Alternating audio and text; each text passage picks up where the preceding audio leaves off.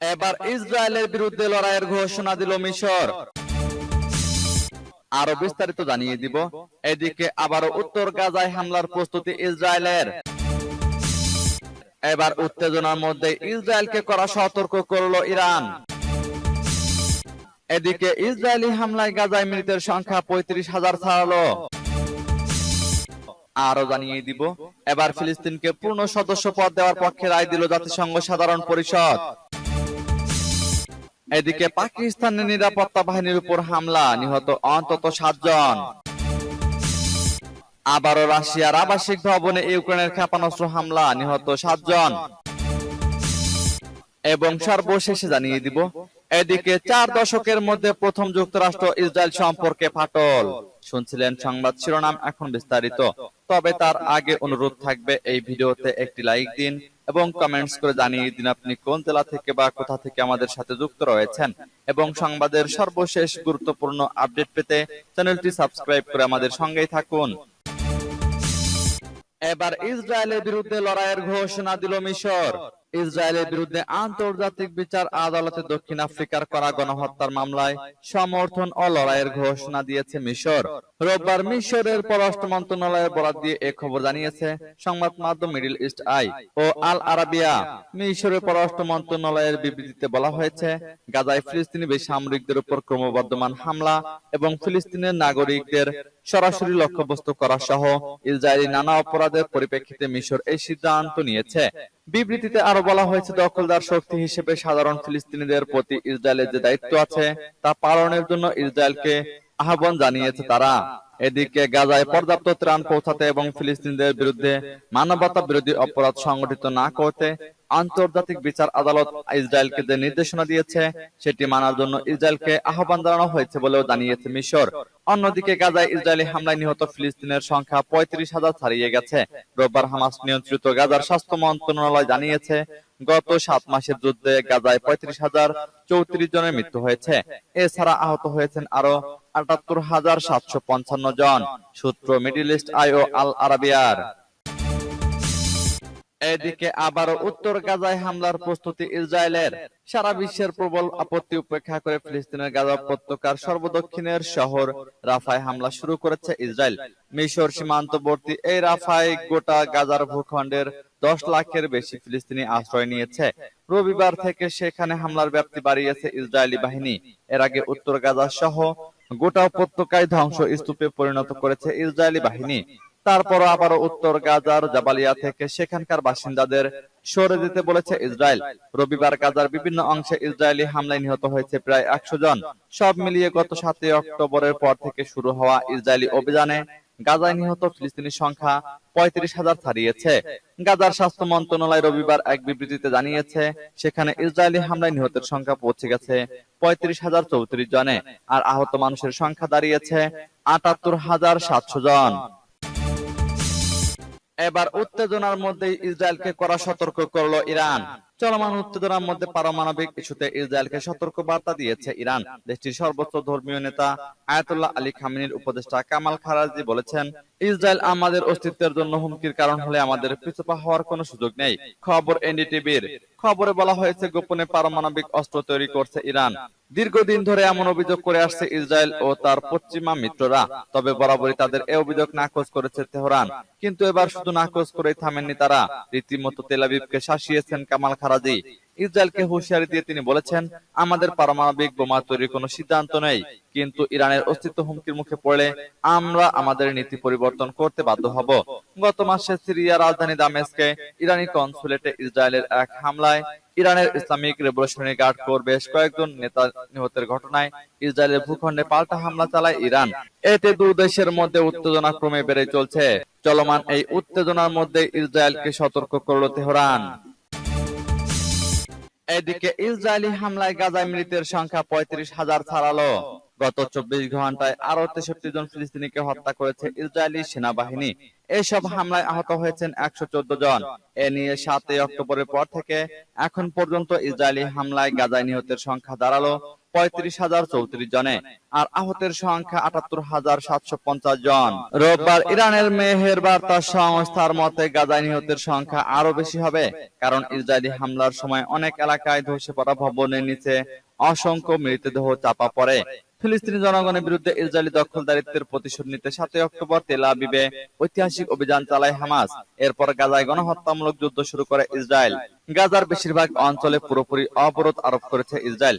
সেখানকার 20 লাখেরও বেশি ফিলিস্তিনি জ্বালানি থেকে শুরু করে বিদ্যুৎ, খাবার এবং পানির অভাবে কষ্ট পাচ্ছেন। এবার ফিলিস্তিনকে পূর্ণ সদস্য পদ দেওয়ার পক্ষে রায় দিল জাতিসংঘ সাধারণ পরিষদ। ফিলিস্তিনকে জাতিসংঘের পূর্ণ সদস্য পদ দেওয়ার পক্ষে রায় দিয়েছে জাতিসংঘ সাধারণ পরিষদের বেশিরভাগ দেশ। শুক্রবার রাতে এই পরিষদে অনুষ্ঠিত ভোটাভুটিতে বেশিরভাগ সদস্য দেশ ফিলিস্তিনকে পূর্ণ সদস্য পদ দেওয়ার বিষয়টি পুনর্বিবেচনা করতে নিরাপত্তা পরিষদকে অনুরোধ জানিয়েছে। ভোটাভুটিতে জাতিসংঘ সাধারণ পরিষদের 194টি সদস্য দেশের মধ্যে 143টি দেশই এই সংক্রান্ত প্রস্তাবের পক্ষে রায় দেয়। আমেরিকা ও ইসরায়েল সহ মাত্র 9টি দেশ প্রস্তাবটির বিপক্ষে রায় দেয়, আর ভোটদানে বিরত ছিল 25টি দেশ। ফিলিস্তিন বর্তমানে জাতিসংঘের পর্যবেক্ষক রাষ্ট্র। 2012 সালে এটি পর্যবেক্ষক রাষ্ট্রের মর্যাদা পেয়েছিল। একটি রাষ্ট্রের পূর্ণ সদস্য পদ পাওয়ার জন্য প্রথমে তাকে জাতিসংঘ নিরাপত্তা পরিষদের অনুমোদন পেতে হবে এবং এরপর সাধারণ পরিষদের 2/3 সদস্যের সমর্থন প্রয়োজন হবে। শুক্রবারের ভোটাভুটিতে সাধারণ পরিষদের 2/3 বেশি দেশের সমর্থন লাভ করেছে ফিলিস্তিন, কিন্তু নিরাপত্তা পরিষদে যতক্ষণ পর্যন্ত একটি দেশও ভেটো দেবে ততক্ষণ পূর্ণ সদস্য পদ পাবে না রাষ্ট্রটি। ইহুদিবাদী ইসরায়েলের প্রধান পৃষ্ঠপোষক আমেরিকা এখন পর্যন্ত ফিলিস্তিন রাষ্ট্রের পূর্ণ সদস্য পদ পাওয়ার প্রতিটি প্রচেষ্টায় ভেটো দিয়ে আটকে দিয়েছে। গত 18 এপ্রিল সর্বশেষ নিরাপত্তা পরিষদে ফিলিস্তিন রাষ্ট্রের পূর্ণ সদস্য পদ লাভের প্রস্তাবে ভেটো দেয় আমেরিকা। তবে সাধারণ পরিষদে ভেটো ক্ষমতা প্রয়োগের সুযোগই রাখা হয়নি বলে শুক্রবার ফিলিস্তিন রাষ্ট্রের পক্ষে এই ধরনের একটি প্রস্তাব গৃহীত হতে পেরেছে। এদিকে পাকিস্তানের নিরাপত্তা বাহিনীর উপর হামলা, নিহত অন্তত 7 জন। পাকিস্তানের উত্তর ওয়াজিরিস্তানে দেশটির নিরাপত্তা বাহিনীর উপর পৃথক জঙ্গি হামলার ঘটনা ঘটেছে।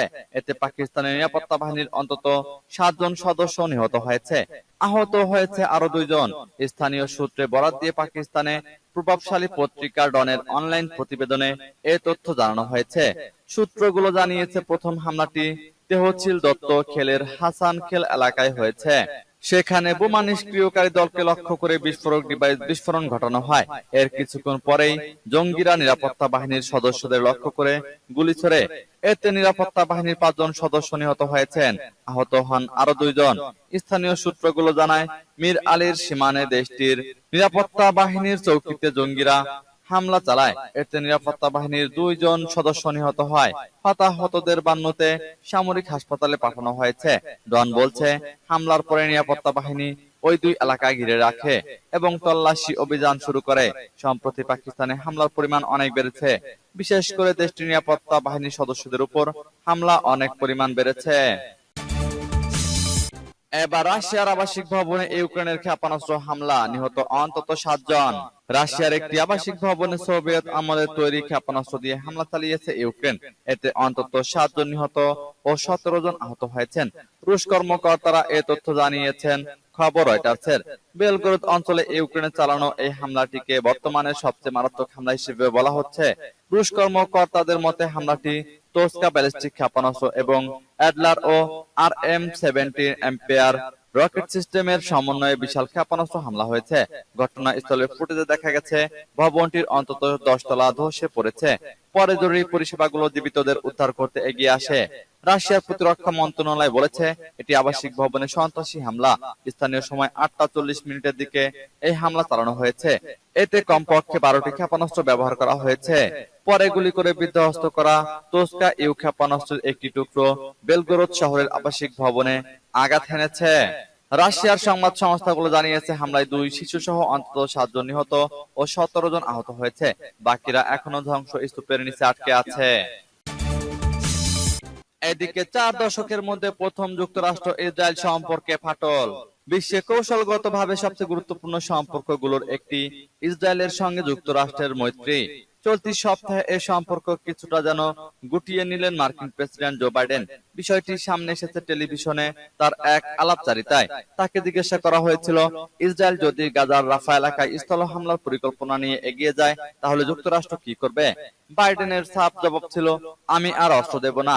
যুক্তরাষ্ট্র ও ইসরায়েলের সম্পর্কের মূল ভিত্তি হলো ওয়াশিংটনের অস্ত্র সরবরাহ। আর বাইডেন এই অস্ত্র সরবরাহ বন্ধের বিষয়টি সামনে এনেছেন। আসলে গাজায় ইসরায়েলের হামলায় যে চরম মানবতার পরিস্থিতি সৃষ্টি হয়েছে তা ঠেকাতে প্রবল চাপের মধ্যে রয়েছেন বাইডেন। তার সাম্প্রতিক বক্তব্যের মধ্য দিয়ে গত 4 দশকের মধ্যে প্রথমবারের মতো দুই দেশের সম্পর্কে ফাটলের আভাস পাওয়া গেল। গত শতকের 80-র দশকে মার্কিন প্রেসিডেন্ট রোনাল্ড রেগান ক্ষমতায় থাকার সময় থেকে এমন কোনো পরিস্থিতি দেখা যায়নি। এ নিয়ে যুক্তরাষ্ট্রের পররাষ্ট্র মন্ত্রণালয়ের সাবেক বিশ্লেষক ও মধ্যপ্রাচ্যে শান্তি প্রতিষ্ঠার লক্ষ্যে কাজ করা অ্যারন ডেভিড মিলার বলেন, গাজায় সংঘাত শুরুর পর থেকে রাজনৈতিক বিভাজনের মধ্যে পড়েছেন বাইডেন। এদিকে রয়েছে ইসরায়েলের একাত্তর সমর্থক রিপাবলিকান পার্টি, আর একদিকে গাজায় ইসরায়েলের হামলা নিয়ে বিভক্ত তার ডেমোক্রেটিক পার্টি। তবে এখন পর্যন্ত বাইডেনকে দেখে মনে হয়েছে ইসরায়েল যুক্তরাষ্ট্র সম্পর্ক নষ্ট নয়, এমন কিছু করতে চান না তিনি।